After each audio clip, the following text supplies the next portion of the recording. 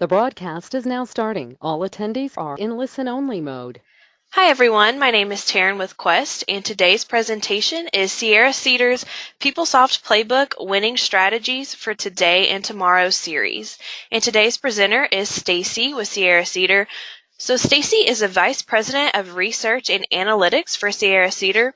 She runs Sierra-Cedar's annual HR System Survey and Research, and she has been a leading member of the HR Practices and Technology Research community since 2007. She is known for her groundbreaking research on high-impact HR organizations, enterprise HR technologies, and key practices across the talent management spectrum. So a few housekeeping notes to go over before we get started. All attendee lines are in mute and will stay in mute throughout this session. If you do have any questions, please put those in the question drop-down box located on your GoToWebinar panel, and we will answer those questions at the end of the session. And this session is being recorded and will be uploaded onto the Quest Content Library, and you all will be receiving an email notification from me once that is available to download. So I'm going to pass it over to Stacey, who will kick things off. Thanks, Taryn. I appreciate it. And hello, everyone. I appreciate everyone joining me for what might be their lunch hour or just past your lunch hour, depending on where you're at in the country. I know it's hard sometimes to carve out time for something for an educational purposes, but hopefully this will be a valuable hour of your time. For those of you who may not know Sierra-Cedar or me, as Taryn said, I am the VP of Research here at Sierra-Cedar. This is the first of a four-part webinar series that we are putting together on sort of what's happening in the PeopleSoft and on-premise space. And I'm going to be kicking it off with winning strategies for achieving your enterprise application goals. What I do in the Sierra-Cedar organization is a little bit different than everyone else because I am focused solely on research in the organization. So I run the annual HR system survey, as many of you may have participated in or know about your organization participating. And we distribute that and deliver that every year right around this time. So in about April, you'll start getting requests for participating in the survey. And then ultimately, we publish a big report every year in October. And we'd love to share our details about the information that we're gathering with the market as a whole. It's a thought leadership effort for the market. Sierra-Cedar itself is a management consulting and systems integrator organization. They have been around for many, many years under a couple of different brands. You might know them as Cedar Consulting, or you might have known them as the Hunter Group. There's a couple other names, but ultimately they are a very large organization, about 1,500 individual consultants who work on application services, business intelligence, hosting and managing services, infrastructure, research, strategy, and training. But most important to me is the fact that they have spent the last 21, going on 22 years now investing in the thought leadership research that I run and manage, and is agnostic across the market, no matter what HR technology environment you're sort of working in. They do focus on several industries: commercial, healthcare, higher education, public sector, justice, and public safety. But my data will cover the entire gamut, so no matter what industry you're in, you're going to get some input and data that will be valuable to you. So as I noted, this research is something that we have done annually for going on the 22nd year now. I challenge you to find any other research in the HR space, whether or not it's technology or not, has been going on for over 22 years. Started out by Lexi Martin. Some of you might have known Lexi Martin. She started it many, many years ago and ran it for 17 years, and I've owned it for the last 5 years, managing it. And we cover everything from HR technology environments, what organizations are adopting in core HR, their benefits, their payroll, their talent management areas, their workforce management areas, the time and labor, as well as BI and analytics. And we also cover things like strategy and processes and structures around those and investments in applications, the vendor landscape around that, so what's happening from a vendor perspective, user experience, satisfaction scores, sort of the feedback of the customers. We also look at expenditures and the actual usage and perception of the HR technology within the organization. So we really cover a big gamut. Our survey is pretty large, and I do appreciate anybody who participates in it. We know it's a long survey every year, but it allows us to be able to give the kind of valuable data that I'm going to give you back today.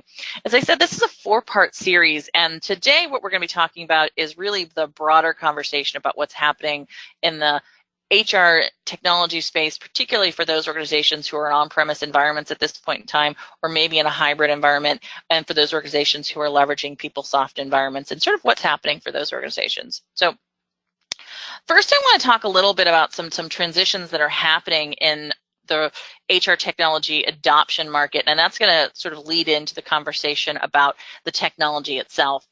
For many of you who have been in this space for several years, you probably are aware that sort of how you selected, adopted, and even implemented HR technology, whether you ran it or you just implemented it or you just maintained it, you know that the big focus was always on the processes in HR. You're trying to improve processes in HR, replace paper-based efforts. You were trying to focus on features you needed, such as, I needed to track employees coming into my organization from a time and labor perspective. I needed to make sure I had a clear list of all of my employees who were full-time and part-time, and I need to be able to manage my compliance requirements out of that. I need to be able to maybe manage recruiting of large amounts of employees in the organization, or I needed to bring all that data together and sort of optimize it in sort of an intelligence conversation. But everything really kind of sat in HR. It might touch the ERP world from a finance or a customer perspective, but HR was very much a process-driven conversation from a technology perspective. And what we found is that did a really great job of creating an environment where HR technology was feature-rich and very useful for administrative back-end office and compliance requirements, but it didn't meet all the needs of sort of the strategic, forward-thinking, future-looking HR and strategy function that we were seeing come about in the market as a whole.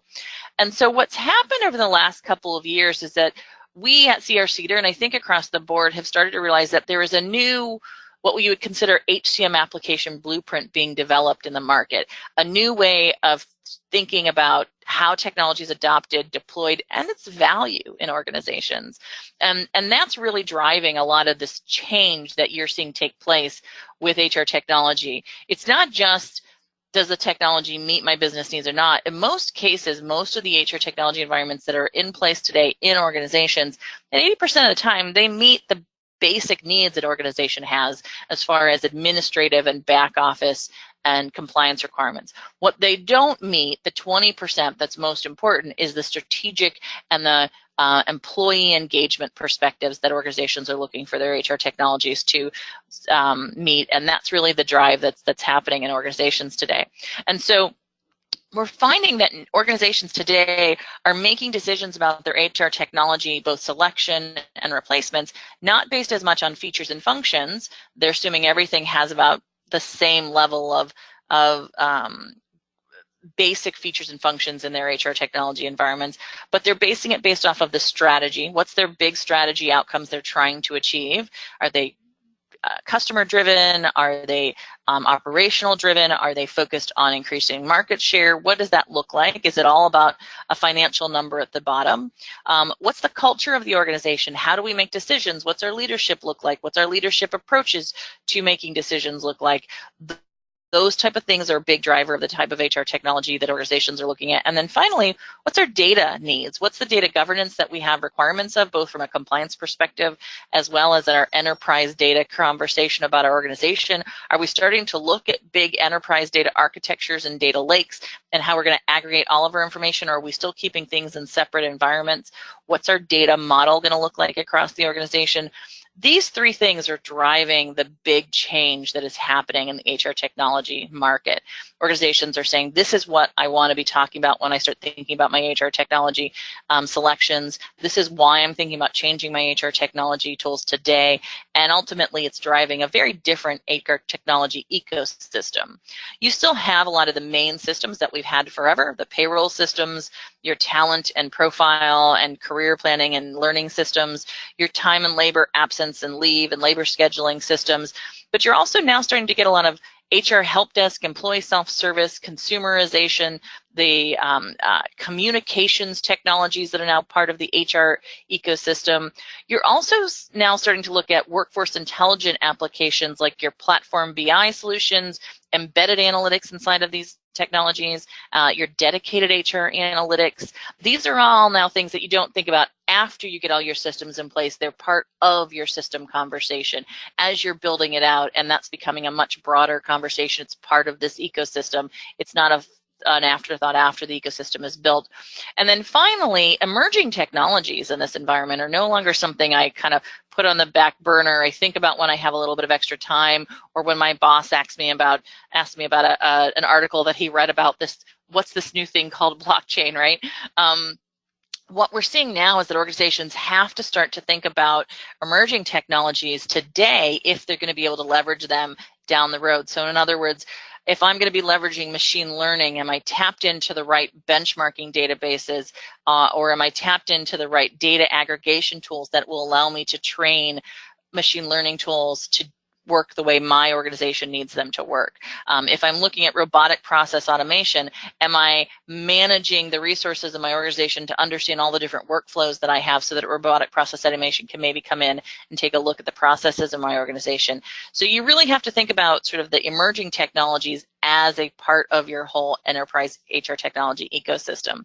So this is a big shift. I think it's no longer a process-driven environment. It's very much a focus on what are the outcomes we're trying to achieve, what's the long-term vision, and what's the data management models that we're going to have within our organization.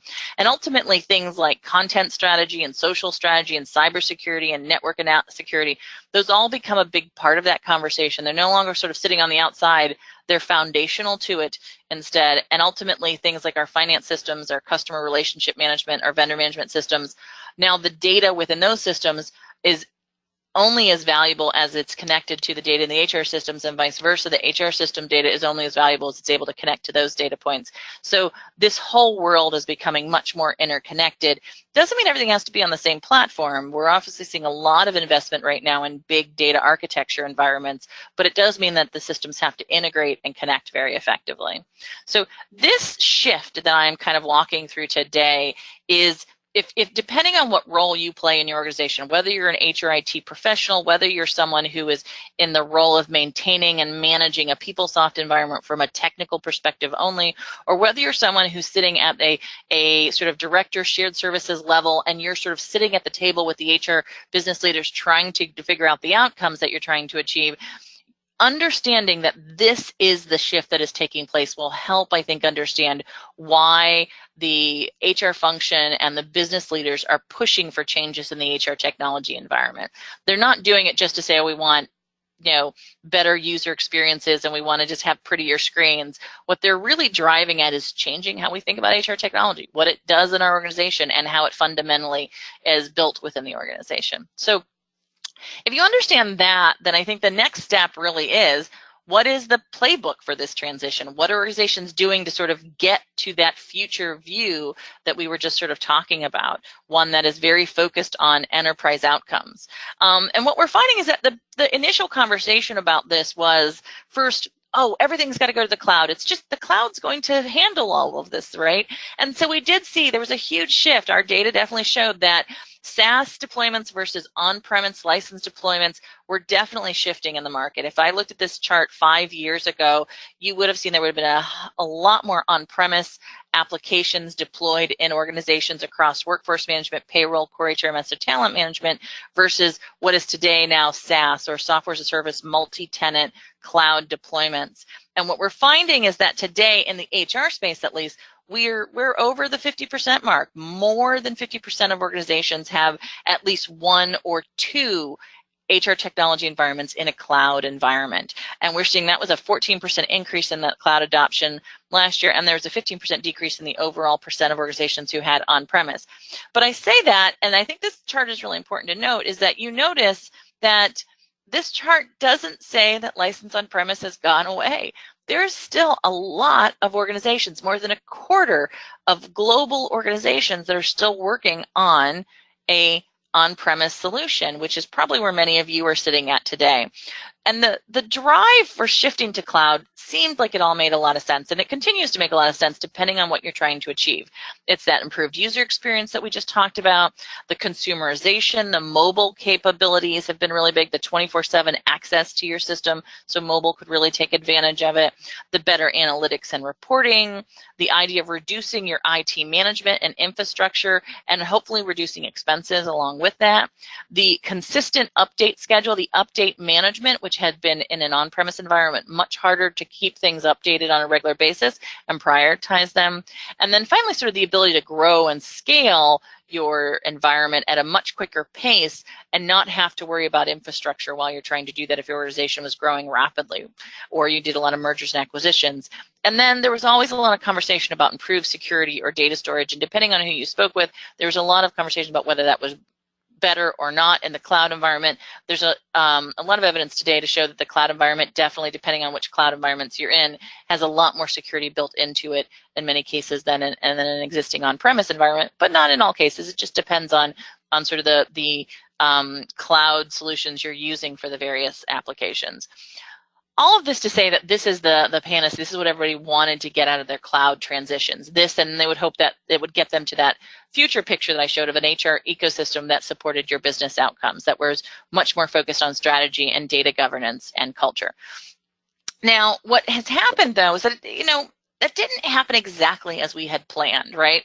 So when we looked at how organizations were making this move, what we found is that they got there in a lot of different ways if they were going to go to cloud or to this transformation of their HR technology environments. And we did see that there was a lot of organizations who did a rip and replace. About 38% of organizations ripped and replaced everything out of their environment and just went completely to cloud across all of their HR applications all at once. And that was a 72% increase from last year, as we saw, as the number of organizations who had just done a rip and replace total, right? Now, if you look at these numbers by large, medium, small, you will see that that is a lot more small organizations than large organizations who have done a rip and replace model. But there is still a good number, about 20% of that number, that is in the global organizations over 10,000 employees. So rip and replace is not just for SMB market. But by and far, we found that a lot more organizations were doing this, what we called a hybrid or parallel and patchwork. Basically, parallel and patchwork is you might have multiple versions of cloud, multiple versions of on-premise. It depended, you had it on different regions. You basically were replacing things as the license were wearing out or as the license were getting ready to transition over. We're seeing fewer and fewer organizations who are creating that parallel patchwork, because that's sort of we change it as we need to, and that isn't really working for long-term strategies for a lot of organizations. Only about 16% of organizations today feel like they have a parallel patchwork kind of environment, and that's a decrease of 27% of organizations from last year. Now, ultimately, the one that has grown and continues to stay pretty stable is the hybrid environments. Now, hybrid environments are organizations who have decided to leave several core applications from an HR perspective. Sometimes they're payroll, maybe their core HRMS, might be a workforce management application, but they've made a strategic decision that those systems are going to stay in an on-premise or a licensed application environment, and the remainder of the applications that they have are going to be bought in a cloud environment. And they're very strategically going to figure out how those two things work together, and they're going to be buying them strategically as a goal within the organization. That hybrid environment is something that we're seeing sort of stabilize. A lot of organizations are staying there for a little while. We'll talk a little bit more about them in a bit. Now, there's about 16% of the organizations, though, who are in this type of environment who have chosen just outsource as much as they possibly can to host and outsource as much of their HR technology as possible. A lot of these fall in the mid-market and small-based organizations. There's a few large organizations who have outsourced big parts of their HR technology environments, and we'll talk a little bit about that too. In many cases, those are much more kind of what we would consider hosted on-premise or licensed on-premise environments that were being moved into a public cloud environment. So, but you can see that deciding which way you would go to make these big transitions has a lot to do with how risk adverse your organization is or how reactive versus focused they are. And every organization gets here a little bit differently. Nobody is doing this the same way. And more interestingly, I think, from our data this year, is that ultimately we're finding that we're kind of over the hump, at least in North America. This might not be true outside of the U.S. I think outside of the U.S., our data shows that there's still a lot of organizations going through this transition conversation. But we are seeing that today that only about 42% of organizations say they're in the process of major transformation in their HR technology environments. That's down by 74% from the last 3 years. So if you looked at 2016, 73% of organizations in 2016 said they were in the midst of some sort of a major HR technology transformation. Now, does that mean everybody has gone to the cloud? Well, I just showed you that the numbers aren't there, and we know that not everybody is ripped and replaced. So what's happening? We wanted to understand this a little bit more, which was sort of the impetus for this presentation. So what we found is we said, well, what's happening to those organizations who are no longer making plans? That's of those 58% of organizations who have no plans for making a change in their HR technology environments, 55% of them have some form of on-premise application today. That's huge. That's more than half of those organizations, of those 70 plus organizations, 70% plus organizations who have no plans to make a change are still having some level of an on-premise environment. And so why was our question. And so we started doing a little research on this, and what we found is there's a couple of reasons organizations were staying with on-premise. Many of them you probably all sitting on this webinar are already well aware of. Some, it was just HR is not a company priority. There were other major fire drills going on in the organization, big business systems that needed to be replaced. And as much as it hurts me to say it, sometimes HR isn't at the top of the priority list. And so that was just not a place where organizations are going to be investing time, money, or resources at that point in time. But other reasons I think that are much more sort of nuanced and important to pay attention to are industry-specific customizations. Many of the organizations we spoke with had very specific industry customizations that they just couldn't afford to sort of cut off. They were bolt-ons, or they were customizations they had done. It just couldn't cut them off, go to a system that maybe met 90 or 80% of their HR needs, but didn't meet their industry needs. The other thing we found is that some organizations had real cost and resourcing concerns. And we'll talk a little bit about that as we get close into the presentation. But once organizations started moving to the cloud, they very much saw that there was, there was an early on conversation that cloud was going to be cheaper, in a sense of, you were going to get rid of your infrastructure costs, right? That didn't exactly turn out to be the exact thing organizations were finding. We'll talk more about that. It's just that you shifted the costs. And that was the really important conversation that I think we finally found in the last 2-3 years in what was happening in the cloud conversation. The other thing was cloud maintenance requirements. There is a lot of update and maintenance required to make sure that you are keeping up with all these great updates that you were being sort of positioned or being sent every couple of months versus that 2 or 3 year upgrade you might have had in an on-premise environment. And finally, there were some very real security and data regulation concerns, particularly if you had data regulations about where your employee information could be housed. And many of the cloud solutions have now started to address most of that, but they didn't at some time have the ability to have the data housed in certain regions where it was needed if you're a global organization. And then there was also investments in hardware and tax implications that you really had to just take into consideration. So these are all real issues that I think all of you are probably facing, but that didn't mean you didn't have the other things you needed from the cloud environments, that user experience, the consumerization requirements, the better analytics reporting. Your business leaders are asking you for that. They're trying to get that kind of outcome from your systems. So what do? You're stuck in this middle ground. And we took a look at this. So what are organizations doing to bridge these issues, right? We're going to be talking a lot about the top 4 in each of these categories. The other webinars that are going to be presented after me, the one put on by Richard George, that will be coming up in another month or so. We'll talk a little bit more about the areas around growth and scale requirements and security and data regulations. We'll have a couple of organizations that'll be or a couple of people who will be doing panels around investments and improving security and data storage issues. But the overall impetus we're seeing in our data set and with our organizations and clients that work in this area is that they have found ways to get in the middle here. And we're going to be talking a little bit about each of these areas. So let's talk about what's in the middle. Sometimes it's good to be in the middle, sometimes not. In this case, I think it's pretty good to be here in the middle because you kind of find a little bit of best of both worlds, right? So about 31%, we actually noted this, of those with no plans to change their HR technology are on those hybrid environments. So whether you're using PeopleSoft, if you have an on-premise environment, maybe you have an SAP on-premise environment, or maybe you have some of their homegrown environment that's on-premise, or maybe you're using one of the other sort of smaller on-premise applications licensed, organizations are saying, look, we can keep maybe our core HRMS or maybe our payroll system in that on-premise environment and get a lot out of implementing some sort of a cloud-based technology like a talent management solution and using that maybe as a primary interface to our employees who are looking for that more consumerized access access, or looking for ways to maybe better do some of the processes that are being managed more effectively in those cloud tools.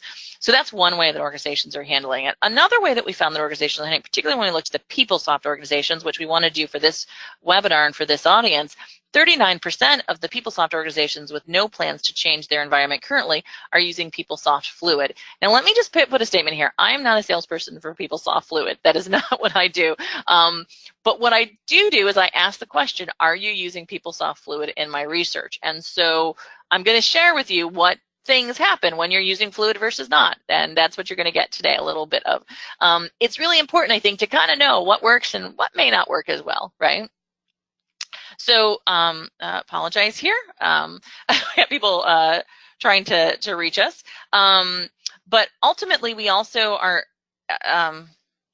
okay, sorry guys. Someone's trying to tell me that they can't get into the webinar, which I'm really sad to hear that. So, all right. All right, so of the PeopleSoft orgs with no plans to change who are using PeopleSoft Fluid, we also, that's 39% of the market. We also have 42% of all PeopleSoft orgs,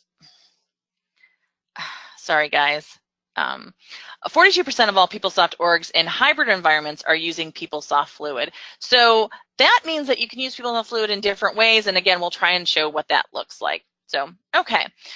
So do these approaches work? What are the team stats? You know, we're doing a little bit of a football analogy here. My husband used to be a football coach. I really get this. I like this.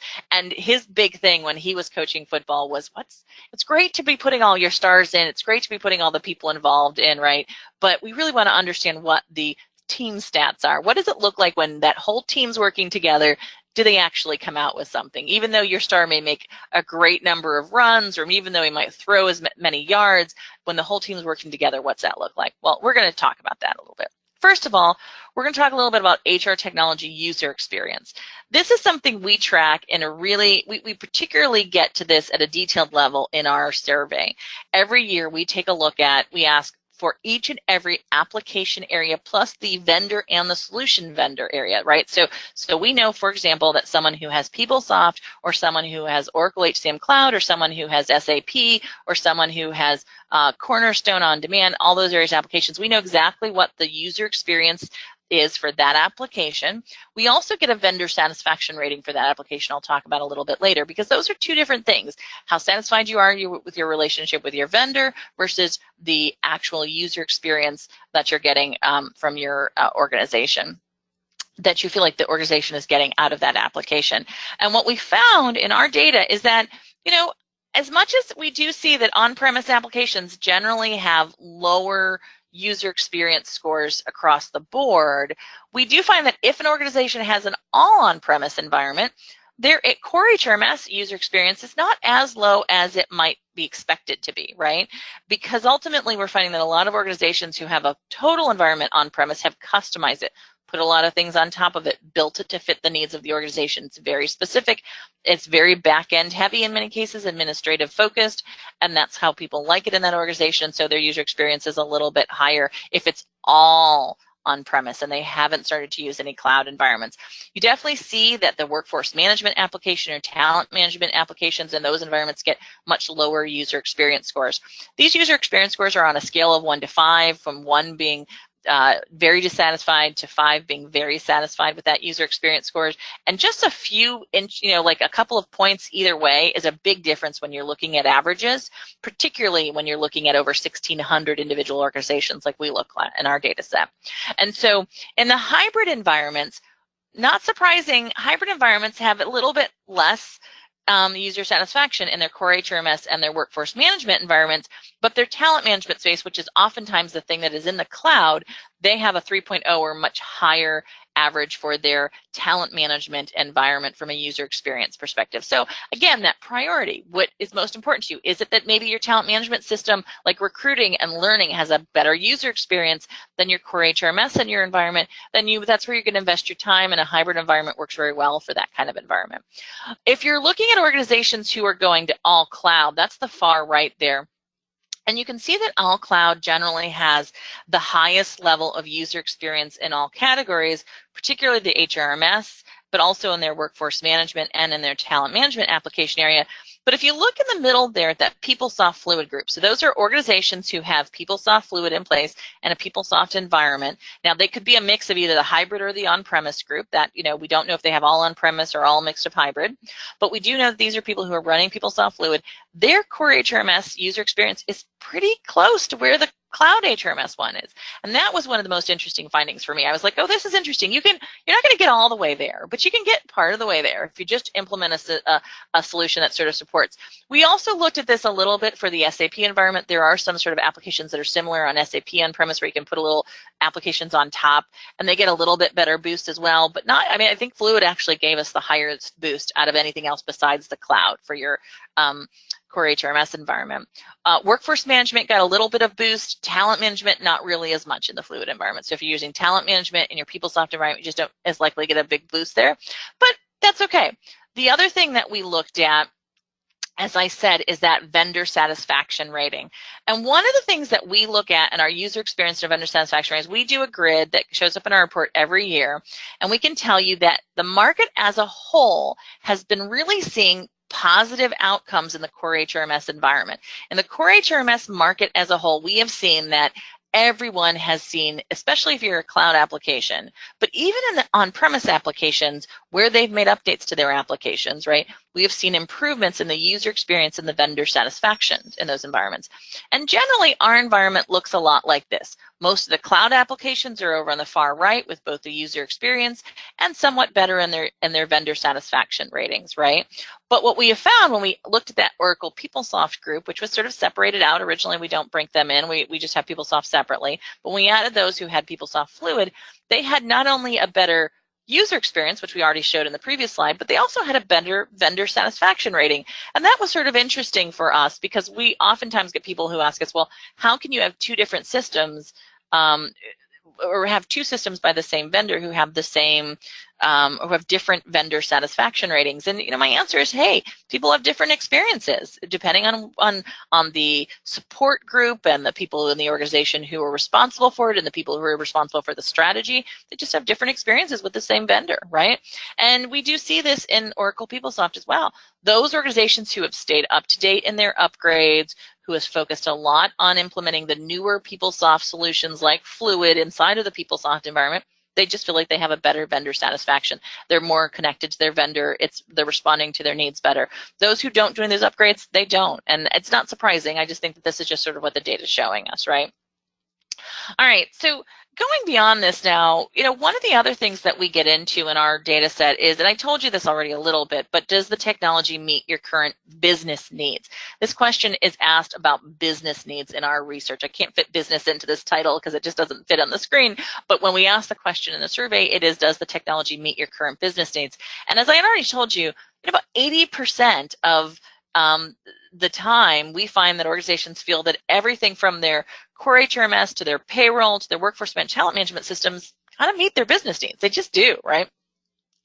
It's that 20% or so where it says, not always, right? It just doesn't always meet my business needs. And what that looks like when we look at this by sort of why it's not meeting our business needs, what we find, and we did this across payroll, core HRMS, workforce management, and talent management, what we actually, and this is a little bit of a busy chart, but what you're basically seeing here is on the left-hand side are the list of all of the reasons we ask organizations. So if it doesn't always meet your business, so if you didn't fall in that one little category where you said it always meets my business needs, so if you fell into those categories where it said sometimes or most of the time it met my business needs, we said, so what is the gap? What's the issue with it, right?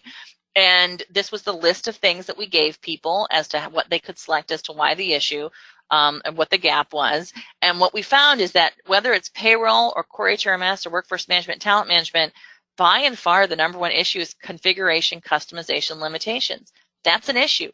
Organizations love cloud. It gives them best practice. It gives them all the capabilities that they're looking for from a basic HR requirement, but it doesn't allow them to customize, in many cases, their industry-specific needs. And that's definitely coming through loud and clear as the gap that's starting to come out, right? Cloud or not. There are some functionality gaps that we see in these applications. There's definitely big reporting issues in these applications, and there's definitely issues around integration as well. But what this looks like a little bit different view is if I look at this by industry and I look at the percentage of organizations that basically tell me that they are not seeing these systems always meet their business needs. So what percentage of organizations are basically saying, look, this system sometimes or kind of meets my business needs, but doesn't always meet my business needs. The systems that are least likely to say that the system always meets their business needs are in that red in this chart. And that's your nonprofit organizations. Only 9% of nonprofit organizations say that their current HR environments always meet their business needs, compared to 26% of business professional services, right? So a quarter of business professional services, hands down, say all of their applications are meeting their business needs, right? 10% in education, 13% in government, 13% in healthcare, and 15% in manufacturing. So if you're looking at your industry and your application and you're sort of saying, look, I could go to cloud, but even if I go to cloud, it's not gonna meet all my business needs, right? This is the challenge that many of these organizations are having. So there's some real business reasons why things why organizations are struggling. So we broke this out then by whether or not the organizations had all on-premise, had a hybrid environment, or had all cloud. In other words, are you meeting my business needs? And here's my makeup of HR technology in my organization. And there's no doubt that if you are all on cloud, you're much more likely, 24% of organizations who are all on cloud are much more likely to say that they have this system always meet their business needs, and 65% of them say it meets their business needs most of the time. It's much rarer to see a half the time or just 1% of the time when they're saying they never meet their business needs, right? Compared that to only about 14% of hybrid environments say that the system always meets their needs, and about 19% of organizations in an on-premise environment, right? And if you add up most of the time and always, you find that hybrids are just slightly more likely to meet most of the needs, right, across the board than an all on-premise environment would be as well, right? All across the board, all cloud definitely meets more needs and more places than not. The other thing that we found, though, is if we looked at that PeopleSoft, all PeopleSoft versus all PeopleSoft Fluid group. So the PeopleSoft group are those who don't have Fluid versus those who do have Fluid, right? And this was the most interesting chart for me. I was sort of like, again, I'm not a Fluid salesperson here at all. The data was kind of right there in front of us, which it said that basically if you're using PeopleSoft Fluid, you didn't even have, there was no number in it never meets my needs or it only part of the time meets my needs. 91% of them said it met my needs most of the times, and 9% said it met my needs all the times. Now, I must note, this is a smaller subset of data, right? So these are not thousands of organizations. These are a couple hundreds of organizations who are giving us this data point. But it is also important to note that, I think those people who have made the decision to stay on PeopleSoft and have made the decision to do all the upgrades and have made the decision to go to Fluid have basically said, this is customized exactly the way I want it, and we're going to make it as good as it can be in this environment. And that seems to be what's coming out in the data. On the other hand, if you're just using PeopleSoft, you're much less likely, even than the overall on-premise group, right? So look at all those on-premise groups, right? The mix.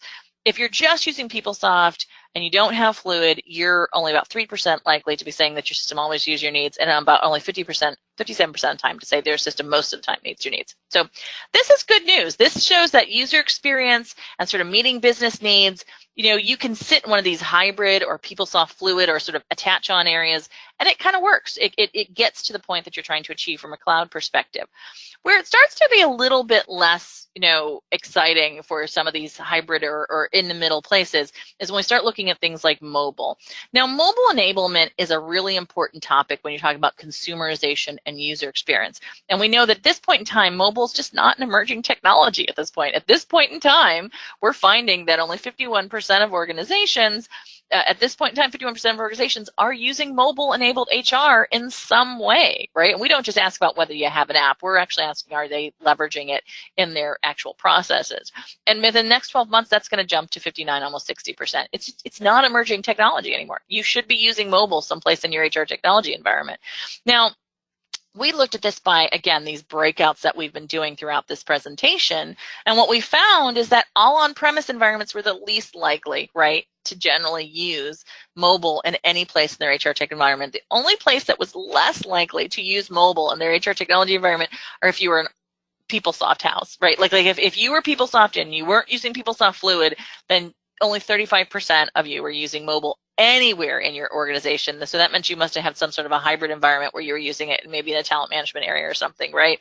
But it was just sort of sad to see. Hybrid environments were a little bit more likely, not surprising. A lot of talent management cloud solutions are in mobile environment, all cloud environments. This is where the big cloud difference is, right? 70% of organizations in an all cloud environment are leveraging mobile technology in their HR environment. That's huge when you think about how business leaders make decisions today. They are constantly leveraging their sort of mobile technology in a working environment to make business decisions, and it's really important that we get to that point.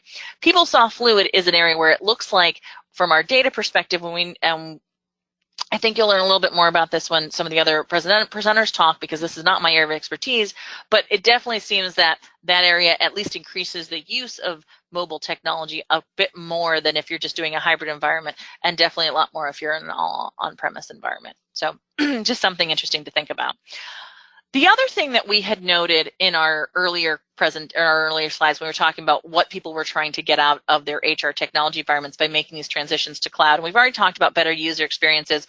We've already talked about more modern 24/7 mobile user experience. We've already talked about interesting vendor satisfaction or getting your business needs met, right?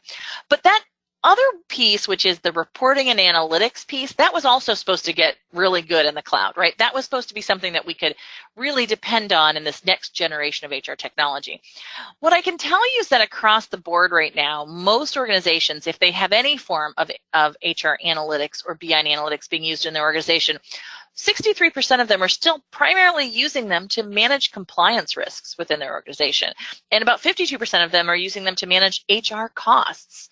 We are just not seeing organizations use this HR analytics capability or reporting capability to do amazing things. So employee retention or workforce readiness or even productivity and work assignment, those were the things we were promised with cloud technology. And we've looked at this by cloud and by on-premise.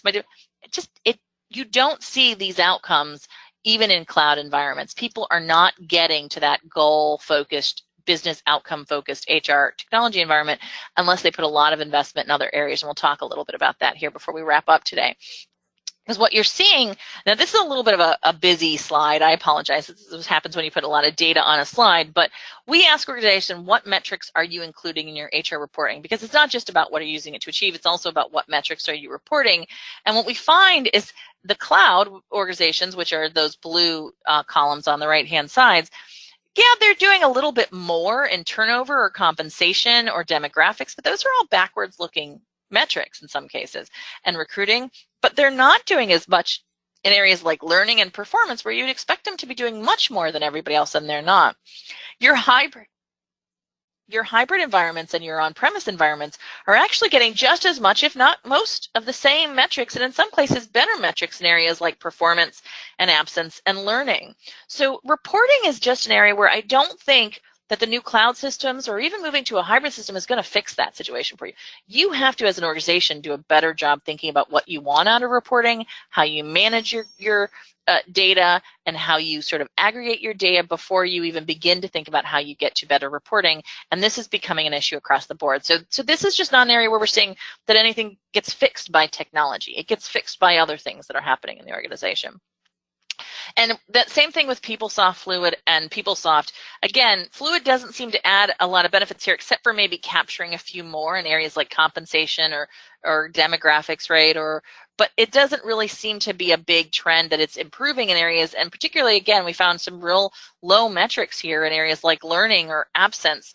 Just didn't match up to what we're seeing in the market as a whole. And so this is a challenge. This reporting is not an area we're seeing big outcomes from anything that organizations are doing to improve.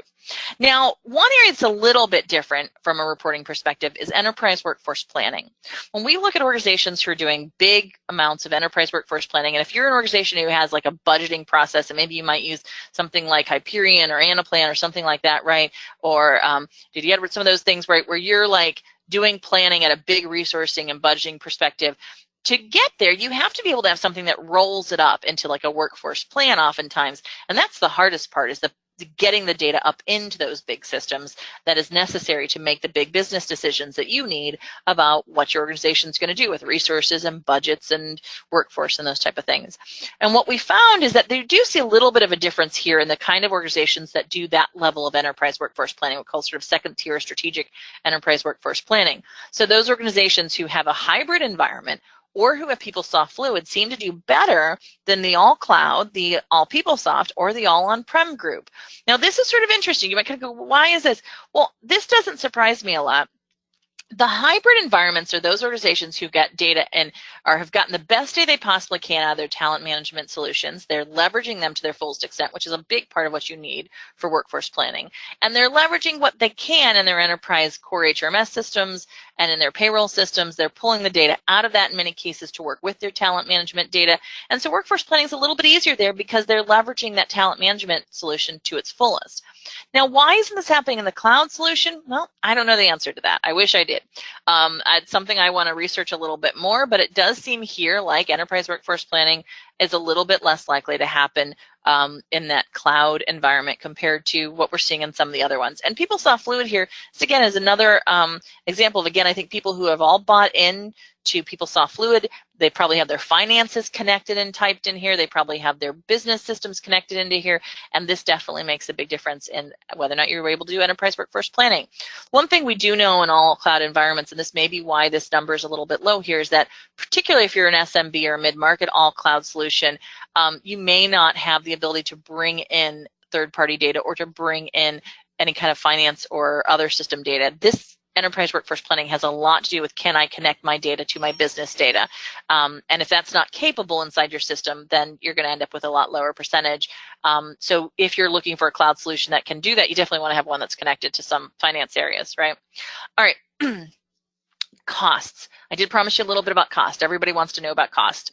So we do get promised, at least early on, we were promised that when I went to cloud, things will be cheaper, at least by the fact that I won't have to buy these, hardware capitalization. I won't have to think about, the infrastructure cost of managing them, maintaining them. Well, yes, but you really were shifting that cost to other areas. So one of the things that we found, now we do averages of overall HR technology budgets. Now, I want you to note that these numbers are starting points, and I also want you to go to my full report, download it, because there's also averages for small, medium, and large. And you have to sort of combine the small, medium, and large averages with these averages to get an average that would make more sense for you as an organization, right? Because if you're a small organization, you're going to spend a lot more per employee on HR technology costs versus if you're a large organization and you have the breaks of tiers that you're getting, you're going to spend a lot less per employee, but more overall. So these are per employee HR technology costs for these organizations that are a mix of large, medium, and small. So you have to base that on that. But what we have seen is definitely all on-premise environments spend the less per employee on HR technology costs compared to those who are in cloud environments. Now, we did do an analysis of this compared to large, medium, and small organizations to make sure that that wasn't impacting this cost number. So these are statistically significant outside of the cost, or outside of the size issue, but for you to get one that's good for you for a benchmarking perspective, you'll want to average it with that size range, right? And so what we did find is that those who are in all cloud environments are just spending about almost 40% more on their total HR technology cost. But what we found is that that wasn't kind of a apples to apples comparison. The on-premise environments on average had a 6.2 average number of HR technology applications in that total HR technology cost amount versus a cloud environment we're much more likely to have on average a 9.05 number of HR technology average applications in that $300 per employee cost, which basically meant that deployments included cloud deployments include 43% more applications at a 29% higher overall cost. So you're getting more, you're paying more, but you're getting more. It's kind of like value sizing your fries or something like that, right?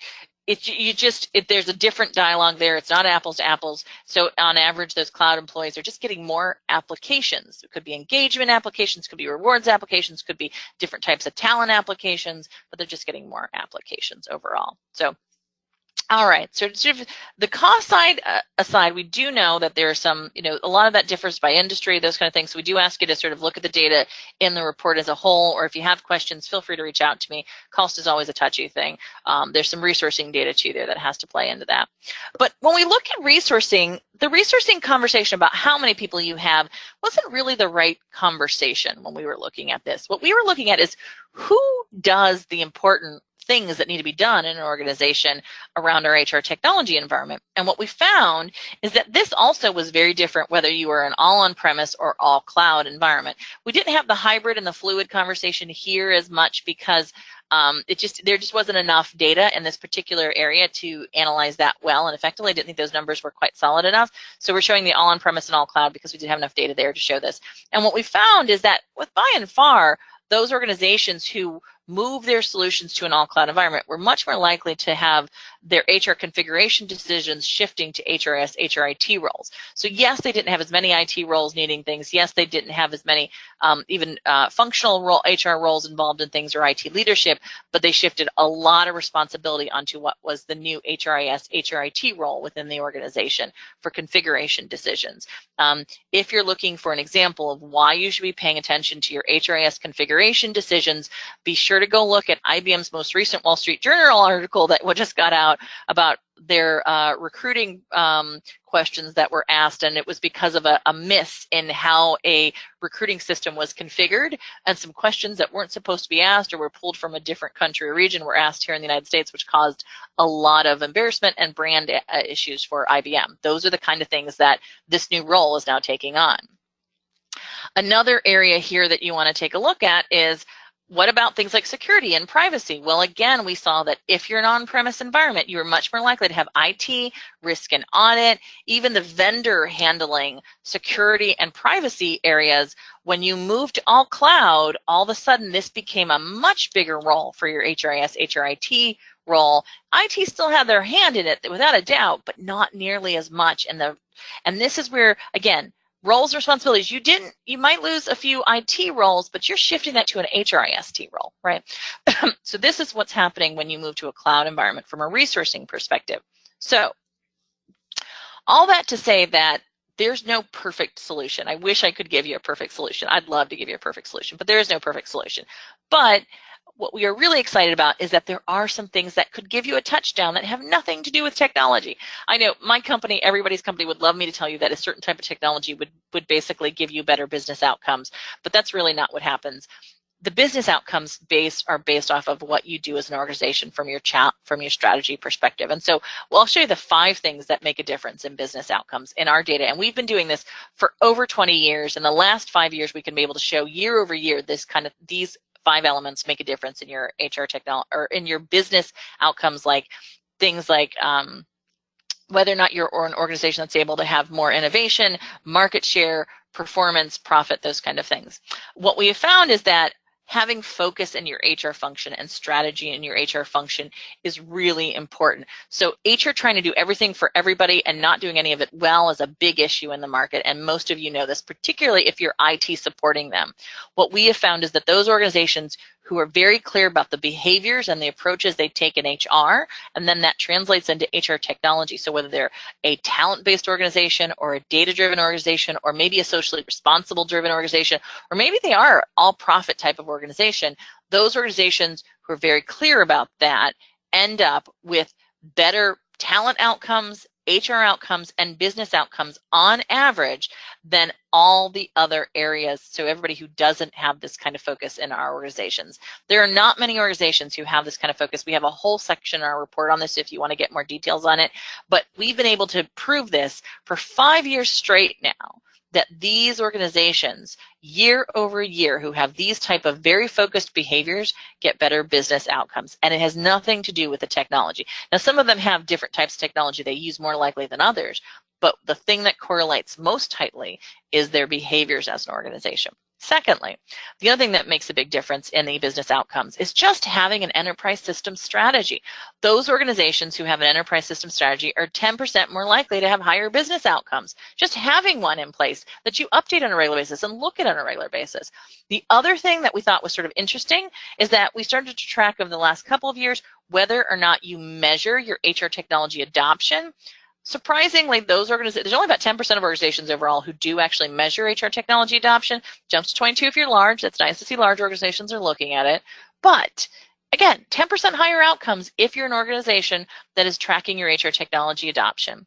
If you're an organization that has an integration strategy in place, not just sort of a case by case, we kind of take whenever some system comes in or whenever some new recruiting application someone wants to bring in, we just kind of integrate it into everything based off of what everybody wants. But we actually have a strategy on what's our sort of foundational core fields within the organization, what information gets put into one system versus another system, how information flows in our organization, what type of actual integration tools we're willing to use as an organization.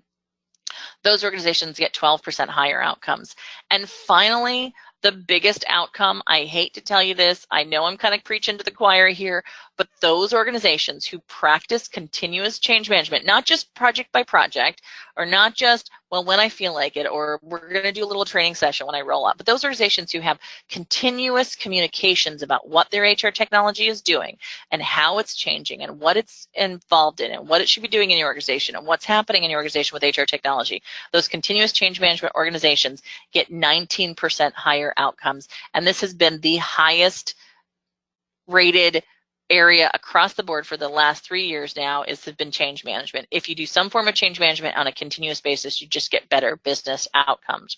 So I promised you I'd leave you with what you could do even if you couldn't change anything in your technology environment. Put a system strategy in place, get an integration strategy in place, track your adoption of HR technology, start continuous change management practices, and get your HR function to give you some sense of what the outcomes they're trying to achieve and what the behaviors they are going to support, and you will get better outcomes than any other technology changes that we've been talking about. But I also want you to understand that focus on strategy, culture, and data governance is really driving this conversation. Your HR partners are not trying to sort of say, look, I want new technology just for the sake of new technology. They're really trying to get different things out of their HR environment. But you can get there even in an environment where you're keeping maybe half your environment in an on-premise environment, like a hybrid environment, or maybe if you're an all on-premise environment, if you just do a couple of things. Make sure you're up to date on all your upgrades. Make sure you're an organization that's leveraging the most modern technology in that particular area. If you're on PeopleSoft, that's going to be Fluid. If you're on SAP HR, there's some other systems and other third-party vendors who create applications that do things like that. Just make sure you're paying attention to that HR technology environment and you're not just letting it sit, because that's when it just doesn't do much for you as an organization, and it actually probably hinders your organization and causes it to go backwards in some cases. So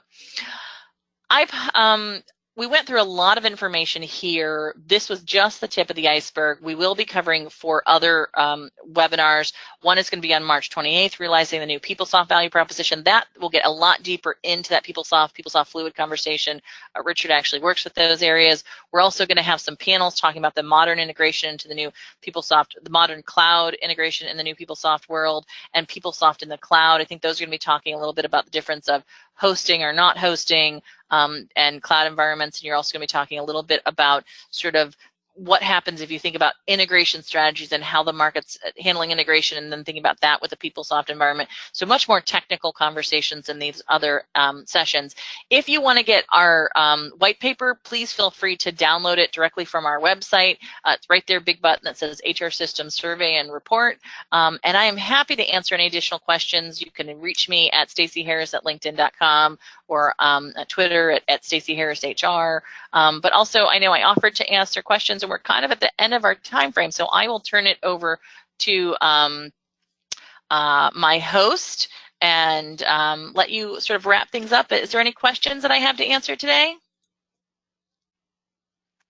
Taryn? Hi, yes, and we do have a few questions, and if anyone does have any more, please put those in the question drop-down box at this time. So we'll go ahead with the first question. For cloud deployment, do you count infrastructure as a service as well? We do not. So we actually, the way we, it doesn't show up in any charts here, but it shows up in the book. We actually have a group that's called licensed. We have a group that's called, so there's licensed on premise, and then there's licensed, license hosted, and that license hosted is sort of that hosted group that is not in the cloud deployment model that we count in our numbers here. I will say that's very different. If you're looking at finance systems, a lot of people who are talking about finance do talk about cloud deployments as being that sort of license hosted model in a public cloud. That's not how our numbers are here in HR, but we do know that's a very confusing conversation in the market as a whole, particularly on the finance side. Yeah. Okay, and the next question, when referring to PeopleSoft Fluid, is the entire application all on Fluid? For example, all of the pages converted to Fluid? I will have to say I probably couldn't tell you that. I do know we have a question where we ask them if they have done all of their upgrades, and then we also ask them if they are using PeopleSoft Fluid.